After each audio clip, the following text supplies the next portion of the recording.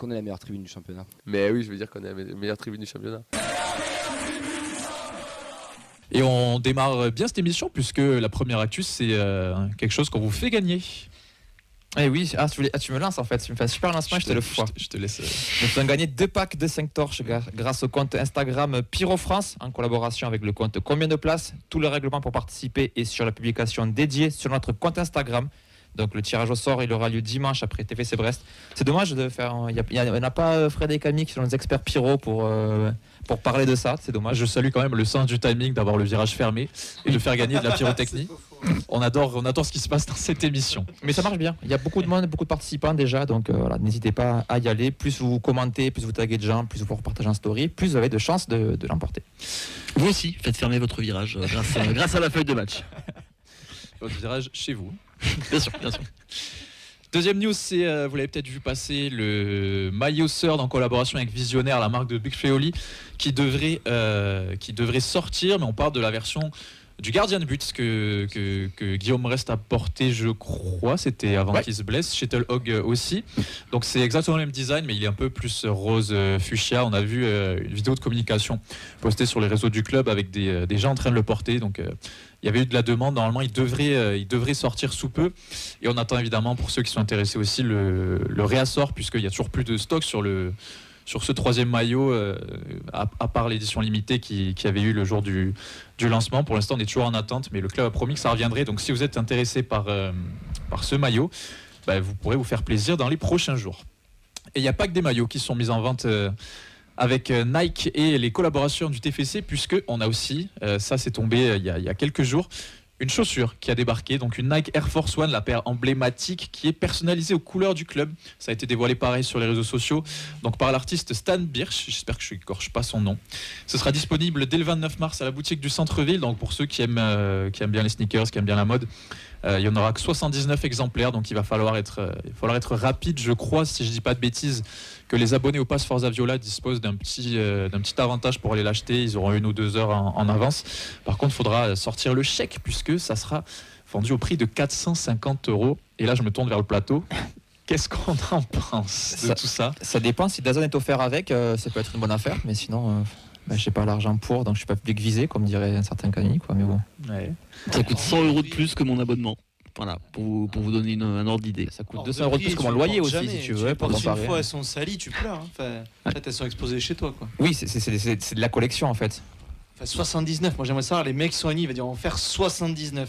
Genre pas 80, pas 30, je sais pas, 79. Ça crée la rareté un peu, tu vois. Tu dis, ah ouais, ça accroche plus que t'en dis, ouais, il y en a 80. Enfin, je sais pas. Ouais, sûrement, mais. On est sur de la collection. J'ai du mal avec premium, le marketing. Ouais. Ouais, putain, ouais. Bonne chance ceux qui l'achètent. Hâte de les revoir dès le lendemain sur Vinted à 800, hein. Ouais. Surtout. Ouais. Oh, il s'est fait voler, il marche pieds nus. En tout cas, voir cramer en cortège. Ouais, franchement, j'avoue que vu l'état de mes chaussures, quand je sors du virage, je suis pas sûr d'être le public visé pour. Ici, le seul qui est public visé, c'est Nathan. Parce que s'il y en a qui abîme pas les chaussures, c'est bien lui. Donc on peut se cotiser si vous voulez. On lui en parlera. On lui en parlera, ceux qui a de l'argent qui traîne, dit-on le ça. Oh, si vous saviez. et grâce aux Indians. Oui. Bref, on en parlera. Dernière news, Vincent, c'est le retour pour cette année 2025 du Fans Day qui se tiendra en avril. Et oui, la journée spéciale dédiée aux abonnés Forza Viola en fin de saison, comme chaque année, sera le 21 avril, soit avant le lundi de Pâques, et donc le lendemain du match contre Reims. Chaque année, il y aura des food trucks, visites du stade, d'autres animations, rencontres avec les joueurs. Et ça sera ouvert à partir de 13h30. Donc c'est pas mal, ils ont placé quand même lendemain de match, veille de jour férié, donc logiquement, tu peux attirer plus les familles. Mais on l'a quand même compris depuis des années, ça s'oriente vraiment sur une journée à destination plus des familles que réellement des abonnés pur et dur. Ouais, pour y avoir été les 2 dernières années, je crois qu'il ne l'avait pas fait avant, mais tu sens que y a quand même plus de trucs qui sont mis en avant pour les jeunes, les écoles de foot, beaucoup d'invités aussi. Ça avait fait grincer des dents, je me rappelle l'année dernière, puisqu'il y avait des jeunes des écoles de foot qui avaient été invités à venir à la journée, qui étaient censés être réservés aux abonnés. Donc on verra comment ça se passe cette année. Je ne sais pas si vous avez prévu d'y aller, certains. L'an dernier, si je dis pas de bêtises, en plus, c'était le lendemain de déplacement Monaco, non, je crois. En tout cas, Ça me dit un truc, ça. c'était un lendemain de déplacement, donc il y avait sincèrement aucun abonné qui était réellement en état d'y aller, enfin, qui avait fait le déplacement. Ouais, Donc forcément, tu te sentais un peu lésé, pardon. Et comme tu dis, en plus, il y a des invités qui y vont, alors que c'est censé être ton privilège d'avoir un abonnement exprès pour ça. Écoutez, on verra bien. Dans tous les cas, c'est l'occasion quand même de rencontrer certains joueurs pour ceux qui ont envie et de passer du bon temps. Nous, on va enchaîner avec nos internationaux puisqu'il y en a beaucoup qui étaient sur les terrains ces derniers jours. En commençant par notre section féminine, puisque vous le savez, Alexandra Tamaniuk, si vous êtes fidèle de l'émission, elle était sélectionnée. En futsal, il y a eu un gros programme, mais un bilan assez mitigé, Vincent. Et surtout pas de qualification pour le mondial. C'est une espèce de Final Four où les deux premières équipes étaient qualifiées pour cette Coupe du Monde, cette première Coupe du Monde. Pour les Français, ça aurait pu l'être. Et après, quand on lisait les différents coupures de presse, enfin, l'interview d'Alexandra Tamaniuk, c'était pas attendu pour cette édition-là. Elles attendaient plutôt la qualif pour le prochain mondial. Et celui-là, c'était si on peut avoir la chance d'y aller, on va pas s'en priver. Mais malheureusement, ça ne l'a pas fait, avec un groupe quand même très relevé. Défaite 6-2 contre la Pologne, 2-1 contre la Finlande et 4-2 contre l'Espagne, qui est une des meilleures équipes au monde. Mais elle a pu marquer sur ce match-là. Et c'était en plus en moi, France. j'ai lu qu'elles sont 60e mondiale, les Françaises. Oui. Les Espagnols, 2e. Donc forcément, bon. Si je dis pas de bêtises, 60e mondial, c'est compliqué. la sélection a 2 ou 3 ans maximum. Ouais, c'est normal. Donc, Après, c'est 60e. c'est vraiment... on est aux prémices du futsal français. Ça reste le genre de tournoi qui fait progresser un groupe et qui donne de l'expérience pour ce genre de rencontres. Mais en tout cas, on lui souhaite le meilleur si jamais elle vient à rester dans cette sélection et à jouer d'autres compétitions, puisque c'est encore une équipe qui est jeune et qui a le temps de progresser, un peu à l'image de notre section féminine, des jeunes joueuses qui ont plein de potentiel et qui vont, je l'espère, exploser par la suite. Nous, on avait d'autres joueurs qui étaient sur les terrains en Europe, en Amérique du Sud, en Afrique aussi, puisque il y a eu toute une série de sélectionnés, à commencer par notre capitaine Vincent Siro, qui s'est illustré comme il le faut avec la Suisse, puisqu'il a marqué son premier but dans le match nul 1-1 face à l'Irlande du Nord en amical, numéro 10 sur le dos, s'il vous plaît, messieurs, dames. Donc un but. Trophée d'homme du match est sorti à la 87e minute. Il joue aussi ce soir en match amical contre le Luxembourg. Et est-ce que tu as suivi un petit peu les compos? Il est titulaire. Ouais, il est titulaire, ouais. Donc Vincent Siro enchaîne après son retour de blessure. En club comme en sélection, on est très heureux pour lui. Et il a performé au même titre que son coéquipier norvégien, Aron Donum. Ah pardon, je crois que c'était Ben qui... D'accord, vas-y Ben, quand tu les as fait. Donc il a marqué 6 minutes après son entrée en jeu à la 63e. Lors de la victoire de son équipe 5-0 face à la Moldavie. Il joue également ce soir en Hongrie contre Israël. Et il est encore sur le banc. Et peut-être qu'il rentrera et marquera encore une fois. Donum qui enchaîne aussi, c'est sympa. On a même vu un petit message de Joshua King aussi, ouais, en story, qui a félicité son coéquipier. Les deux Norvégiens du TEF. Donc voilà, bonne entente. Le troisième de nos internationaux, c'est le Gabonais Xavi Babika qui a rejoint sa sélection pour une double victoire dans les éliminatoires de la Coupe du Monde 2026. 3-0 contre les Seychelles. Il a joué 90 minutes, même si ce n'est pas montré décisif. Et dimanche, il est resté sur le banc alors qu'il y avait un match face au Kenya, du coup, qui a été gagné 2-1 par le Gabon. Donc bilan un peu mitigé pour Xavi, mais qui continue d'être appelé avec cette équipe du Gabon et qui est en bonne voie pour se qualifier pour la Coupe du Monde 2026. Son coéquipier Franck Magri était lui aussi sur les terrains africains puisqu'il était avec le Cameroun. Il a démarré le match en tant que titulaire, mais il est sorti en début de seconde période lors du match nul 0-0 en Eswatini. Et son équipe joue actuellement face à la Libye et il est sur le banc. Donc tu nous vois, n'hésite pas à nous tenir au courant du score si jamais tu... Je saute vers le suivant parce qu'il y a une vraie question importante dessus. Vas-y, régale-toi, de toute façon c'est toi. Mark McKenzie, du rassemblement pour le Rock. Il est entré à la 79e lors de la défaite de son équipe en demi-finale de Ligue des Nations face au Panama. But à la 84e. Et savez-vous ce qui s'est passé lors de la célébration de ce but? Oui, on a vu ça, oui. Incroyable. Allez. Le mec qui va hurler sur Thierry Henry, c'était affolant. Et dur rassemblement parce qu'ils ont également perdu pour le match sur la 3e place, 2-1. Contre le Canada, il a joué tout le match. Je pense que c'est karma parce que Pochettino avait déclaré que les États-Unis pouvaient faire de grandes choses à la prochaine Coupe du Monde. Et là, clairement, ça va être compliqué. Pas de Balogun, pas de parti. Non, vraiment pas en plus. Vraiment pas. C'était pas évident non plus pour un de nos meilleurs joueurs cette saison, Christian Cáceres avec le Venezuela, puisqu'il a joué l'entièreté du match contre l'entièreté du match de la défaite. Ouais, j'ai mal écrit. Je me suis planté. L'entièreté du match de la défaite face à l'Équateur 2-1. Donc c'était pour les éliminatoires aussi de la Coupe du Monde. Et le moins qu'on puisse dire, c'est que Ça a été un petit peu difficile pour lui puisque vous avez peut-être vu passer les images, il a fait une erreur qui amène un but, donc une espèce de passe en retrait pour personne qui a été exploité derrière, donc difficile pour Cáceres. Il a eu aussi quelques critiques, mais il pourra peut-être se reprendre dans la nuit de mardi à mercredi puisque il y a un match contre le Pérou aussi qui va être très important pour la qualification puisque le Venezuela n'est pas pour l'instant dans la zone qualificative pour le Mondial 2026. Gabriel Suazo du côté du Chili, il était aussi en sélection et lui il a été titulaire, c'est un peu mieux passé. Il a été titulaire tout le match vendredi contre le Paraguay, la défaite de son équipe 1-0. Il jouait également à la maison contre l'Équateur cette nuit. Et attention parce que le Chili est dernier et s'ils ne gagnent pas, ils auront de grandes chances de ne pas participer au moins au barrage. Donc ils sont derniers, j'ai appris ça, je ne savais pas que le Chili était si mal parti dans ces éliminatoires. Est-ce que tu veux nous parler de Charlie Cresswell aussi ? Ouais, parce que bien c'était sûr. aussi un gros moment de cette trêve. Ah, Charlie qui a pris une triplée d'Ekitike. Mais ce qu'il faut savoir, c'est que Charlie a démarré un seul des deux matchs. Ils ont perdu 5-3 et gagné 4-2. À votre avis, quel match a-t-il joué ? Le 5-3. Et non, c'était un piège. Ah. Il a joué la victoire 4-2 contre le Portugal, 71 minutes. Et contre la défaite face à la France 5-3, il est rentré à 62e. Ils ont raté un péno et pris un rouge juste derrière. Et c'est un concept de défense en Angleterre sinon ? Parce qu'ils ont pris donc 7 buts en 2 matchs. Ouais, bah après, c'est parce que. Mais pour le coup, le France-Angleterre était assez exceptionnel Ça avait l'air, à voir et à regarder. C'était un sacré match et on a vu des joueurs français s'illustrer aussi. L'erreur du gardien sur le but de Cherki, c'est masterclass. Gardien anglais. pas ça. Ouais, c'est incroyable. Non, mais c'est bien, la relève générationnelle est là côté anglais. Ils trouvent des gardiens qui font des boulettes à chaque génération. Et ça, c'est quand même Tradition quand même. c'est de la régularité au haut niveau, ça s'appelle. C'est fou, l'erreur. Notre autre espoir européen qui était en sélection, c'est Umi Tagdar, le Roumain qui était en sélection pour un match amical contre le Portugal où il est rentré à la mi-temps. Et il y a eu une victoire 1-0, donc belle performance de son équipe. Et puis il joue aussi actuellement contre les Pays-Bas. Il est sorti à la 60e et son équipe perd 2-0.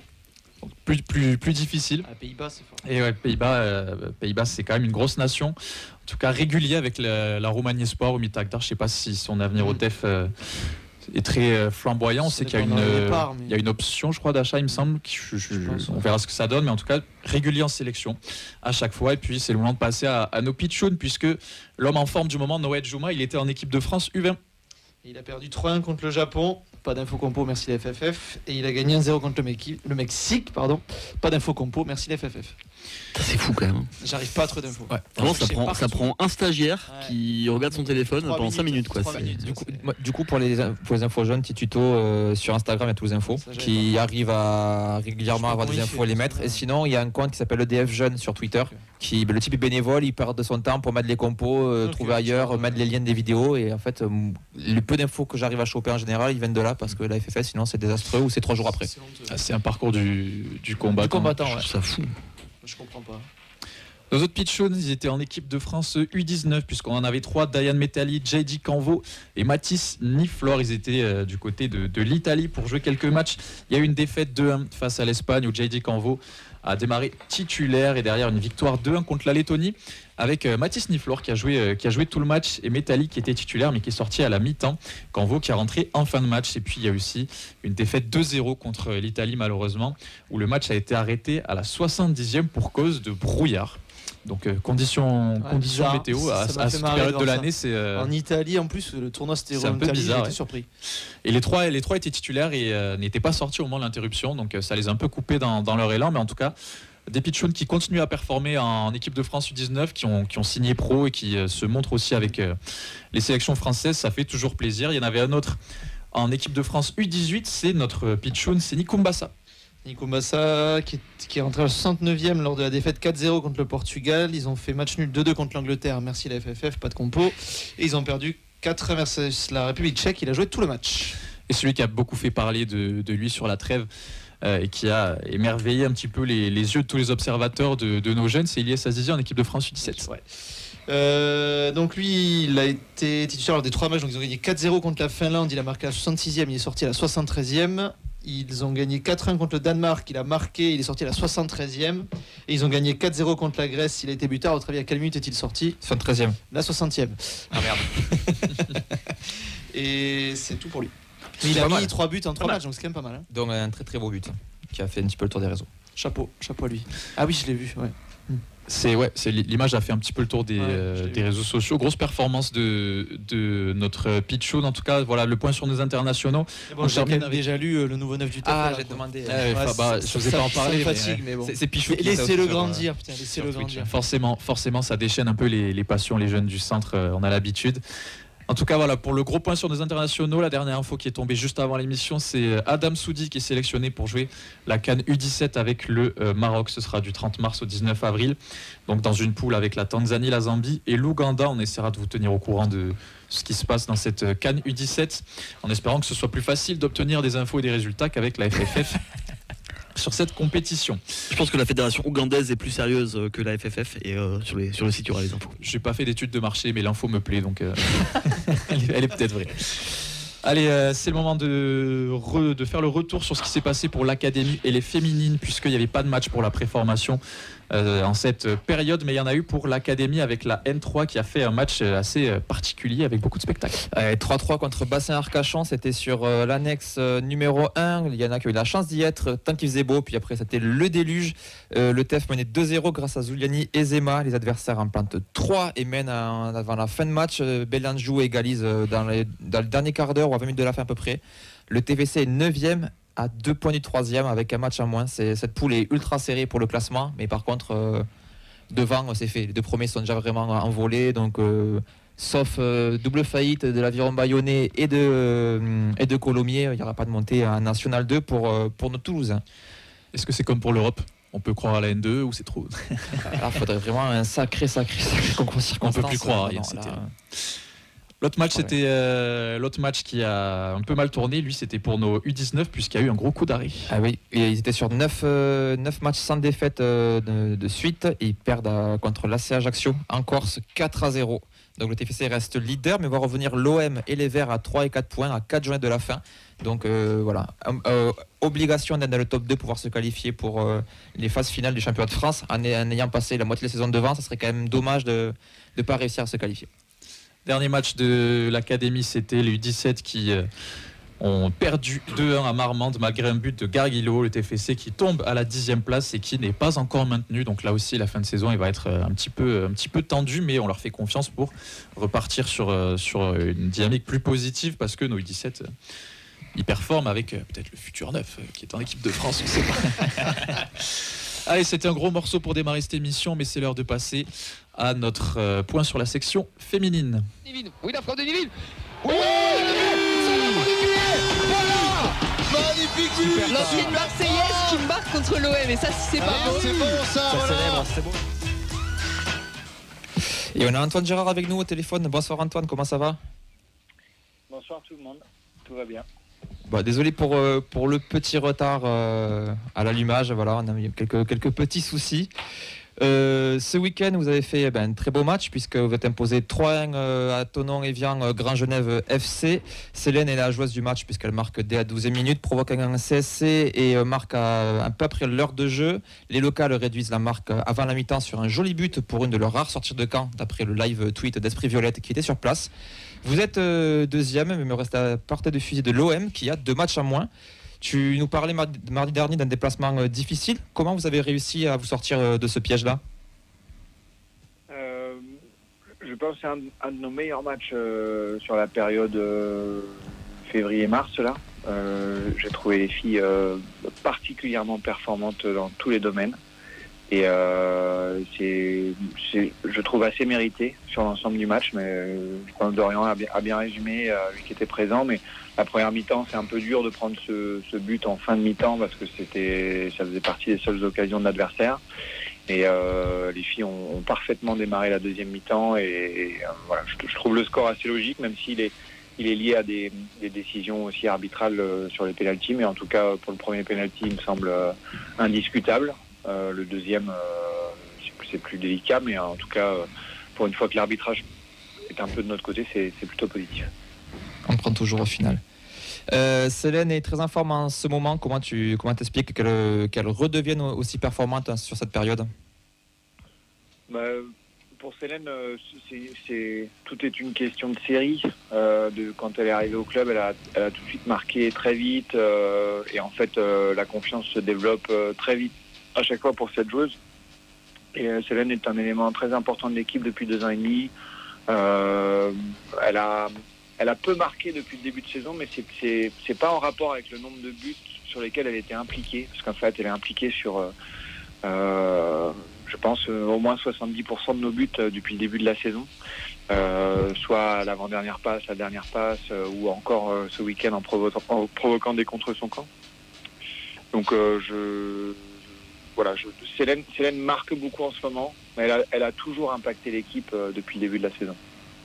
Au classement, comme je disais juste avant, on reste second, mais on a 2 matchs à moins par rapport à Marseille. Est-ce qu'on sait où ça en est de leur match arrêté? Est-ce qu'il va être rejoué ou ça n'a pas encore été statué? Je pense qu'il y a une décision qui va être prise dans la semaine par la commission, mais je m'attends à ce que le match soit rejoué dans son intégralité. Du coup, ça reste quand même un avantage. On met une pression finalement sur les Marseillaises quand même au final, qui sont obligées de performer pour pouvoir revenir. On est devant à 4 points, donc forcément, quand on a des matchs en retard, on se dit toujours qu'on a l'opportunité d'eux, mais il faut gagner les matchs. Donc on se met pas trop de pression. Virtuellement, on peut potentiellement être 3e de ce classement. Aujourd'hui, on est 2e, c'est un point très positif, mais je pense qu'on va attendre le moment où on sera à égalité de match, parce que avant, c'est dur de se prononcer. Et on sait, dans le calendrier, toi qui as peut-être un peu plus de visibilité, tu sais quand est-ce qu'il pourrait être rejoué ce match? Il y a 2 week-ends qui s'y prêtent. Il y a un week-end qui s'y prête là sur du court terme, c'est le 5-6 avril. Et après, nous on est off le 20, mais on est exempt, donc il y a une journée de championnat. Je sais pas quand est-ce qu'il pourrait être joué, en sachant que la distance entre les 2 villes est pas grande, donc ça peut potentiellement être en semaine aussi. Mais je suis pas à la place de la commission qui décidera ça. Je pense que dans la semaine, il y aura des informations sur ce match. Ça sera à suivre, mais en tout cas, ça leur surchargera forcément le calendrier aux Marseillaises pour la fin de saison. Possiblement. Un mot sur Marie Simati, tu en parlais la semaine dernière.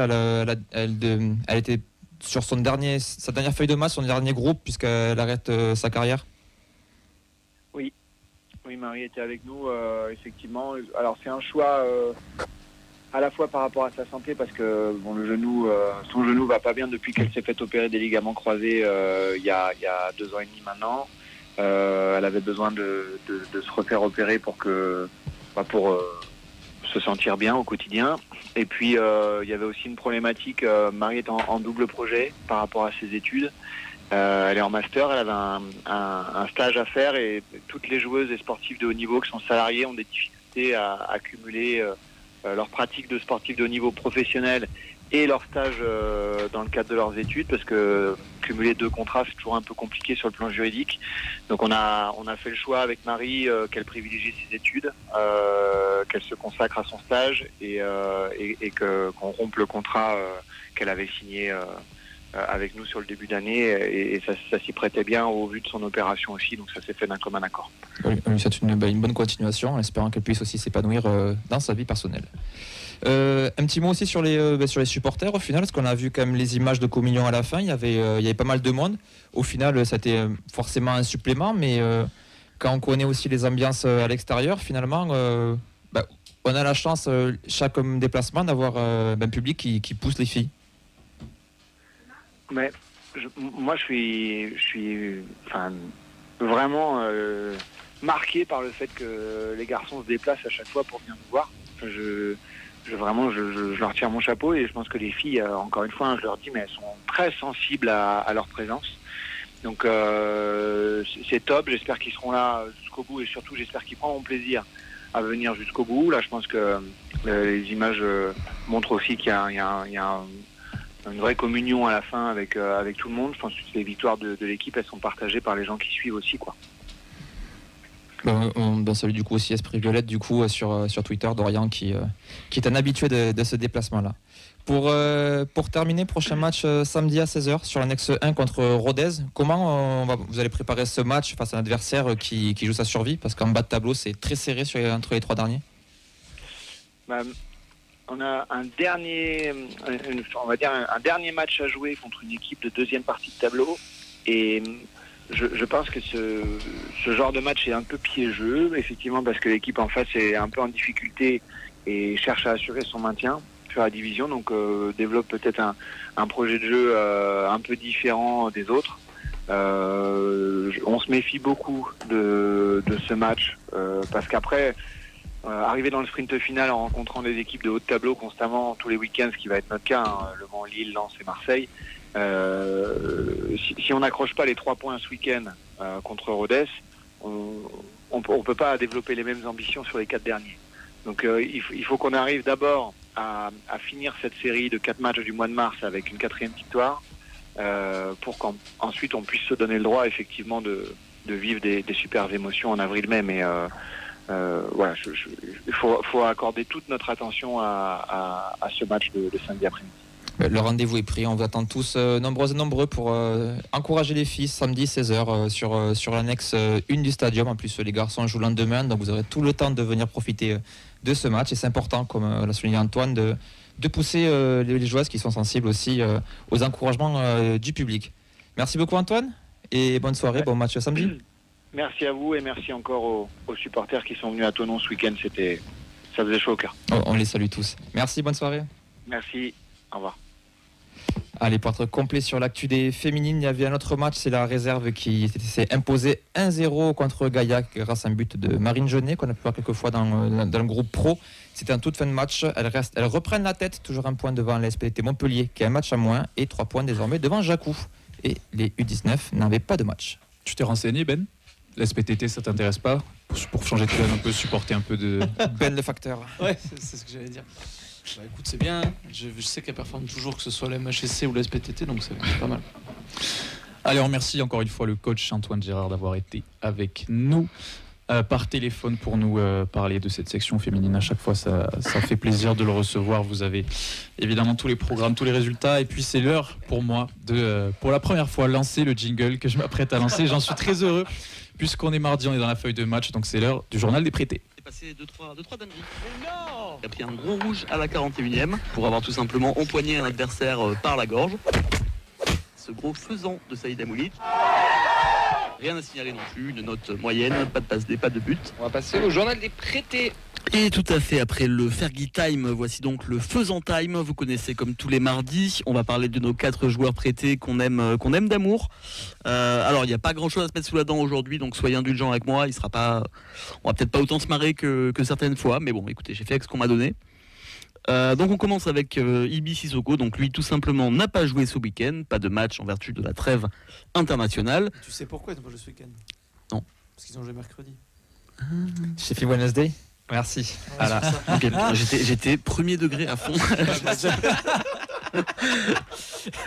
Mais bien joué, bien joué. J'ai vu venir avec tes gros sabots là. Ah, on voit que dalle. Allez, tu pourras me la faire toutes les semaines, ça marchera à chaque fois, tu peux y aller. Mais la bonne nouvelle, c'est que les autres joueurs prêtés, eux, ont joué ce week-end. On commence avec César Gélabert. Alors, est-ce que vous avez mis la maison sur le 1 partout de Riron ce week-end ou pas ? J'ai oublié. C'était une excellente idée d'oublier parce qu'il fallait pas. Ils ont gagné ? Il fallait pas. Non, Riron a perdu 2-0 contre Albacete ce week-end. Le bon César est rentré dès la mi-temps mais n'a pas pu inverser la tendance. Riron est désormais 16e de Liga DOS et n'a plus que 6 petits points sur le premier relégable. Donc ça devient de plus en plus une mauvaise idée de faire un partout. Il faut arrêter maintenant, messieurs, et se mettre à gagner des matchs enfin pour ne pas vivre une fin de saison cauchemardesque. Ils ont pris un rouge à la 20e, ça aide pas non plus. Oui. T'as vraiment tiré un riz, toi, tu regardes tous les matchs. Non, j'avais parié, donc je voulais savoir ce qui se passait. Bah, tu sais, on m'a dit qu'il faut mettre la maison, donc j'écoute. T'avais mis le 1 partout ? Non, j'avais mis le nul. T'as mis le nul, ouais. On passe à Alex Dominguez. Donc pour lui, comme chaque semaine, on prend les mêmes et on recommence. Il n'a pas quitté son désormais meilleur ami, le banc de touche, lors de la victoire 2-1 de Eibar contre Huesca. Mais la bonne nouvelle dans son malheur, c'est que Eibar est remonté à la 12e place de Liga DOS. Morale de l'histoire, jouer des matchs ou en gagner, il faut choisir pour nos joueurs prêtés. On ne peut pas tout avoir. Mais la bonne nouvelle, c'est qu'il a trouvé sa phrase d'agent infiltré pour quand il reviendra gratter à la porte du club cet été. Comment est votre banquette ? Elle est bonne. Ce à quoi il faudra lui répondre évidemment qu'elle est bonne et qu'il peut revenir et qu'il est bienvenu. Merci Sacha pour cette blague qui manquait à ma chronique. Elle est magnifique, franchement, respect. Et on passe désormais au meilleur, le dernier, le plus grand des faisans, Saïd Amoulic. Donc Saïd enchaîne à la pointe de l'attaque du Vizdou Lodz, je ne sais pas par quel miracle. puisqu'il était titulaire lors d'un match amical remporté 2-1 par son équipe contre le Polonia Warszawa. Cela dit, il n'a pas marqué, aux surprises, et a été remplacé à l'heure de jeu par Sobol, qui lui a marqué. Donc voilà, se faire piquer sa place dans l'équipe par un mec qui s'appelle Hubert et qui a une tête à travailler à la Cogip à Dijon, check, c'est fait pour Saïd. Donc maintenant, on peut passer au prochain exploit du prince Saïd, que l'on attend avec impatience, et que bien sûr, je me ferai un plaisir de vous narrer la semaine prochaine. Il y a un commentaire, tu peux le dire, je pense, Sacha, si tu veux.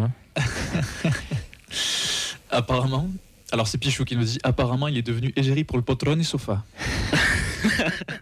Il parle de Dominguez. Il parle de Dominguez, ouais, évidemment. Tu as un nombre de co-auteurs impressionnant, mon cher. Ouais, je crée des émules, c'est beau. Mais c'est comme ça. quoi ça inspire, tu vois, c'est toujours comme ça. C'est ça être un influenceur.